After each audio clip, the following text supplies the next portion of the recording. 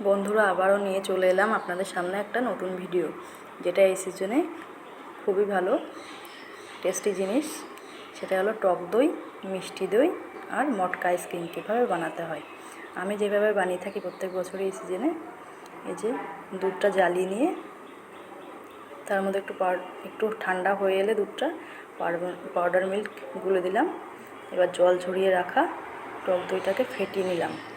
ভালো করে ফেটিয়ে নিয়ে অল্প অল্প করে এর সাথে দুধ অ্যাড করে দেব।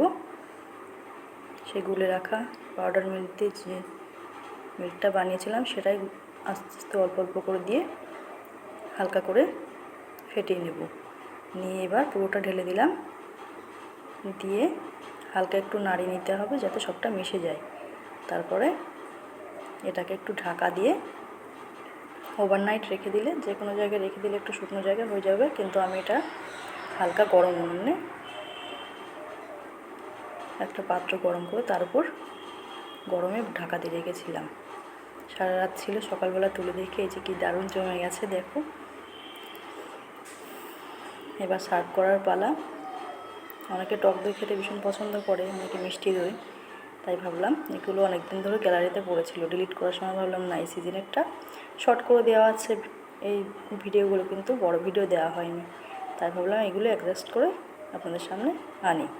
ভালো লাগলে অবশ্যই বলবেন। এবার দেখাবো মিষ্টি দইটা আমি কীভাবে বানাই। মিষ্টি দই যে দেখতেই পাচ্ছেন, বাড়ির বানানো জিনিস তো টেস্ট আলাদা হয়। এই যে ক্যারামেলটা বানিয়ে নিতে হবে, চিনি গলিয়ে হালকা হালকা করে, হালকা আঁচে, এবার যেন এটা পুড়ে না যায়। ওর মধ্যে ওই গরম অবস্থাতেই দুধটা দিয়ে দিতে হবে, তার সাথে পাউডার মিল্কটা গুলে দিয়ে দিলাম। দিয়ে যে এবার একে একে আগের সেই একই প্রসেসে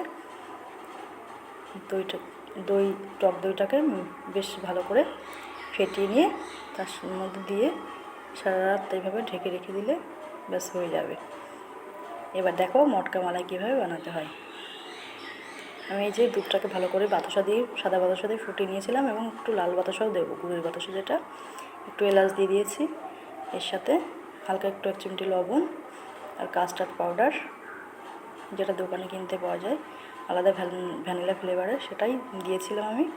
এবার একটু কাজু বাদাম কুচি করে, এবার আর একটু কেশর, এটা দিয়ে এবার ভালো করে ঠান্ডা করতে দিলাম। এটা কর্নফ্লাওয়ার দিয়ে বানানো যেতে পারে, তাতে এক্সট্রা কালার দিতে হয় এটাই, আর ভ্যানিলা এসেন্সটা দিতে হয়। এবার ঠান্ডা হয়ে গেলে একে একে এই যে আইসক্রিম মোল্ডের মধ্যে ওভারনাইট ফ্রিজে রেখে দিলাম। রাখার পরে এই যে পরের দিন বের করে দেখুন, এত টেস্ট হয়েছিল। আমার বাচ্চারাও তো বাড়ির খাবার ভীষণই পছন্দ করে, বাইরের যতই খেতে দেওয়া হোক ঘরে আমার হাতে খাবারটা ভীষণ পছন্দ করে, এবং আমি পছন্দ করি তাদের ঘরের খাবার খাওয়াতে। অবশ্যই ভালো থাকবেন।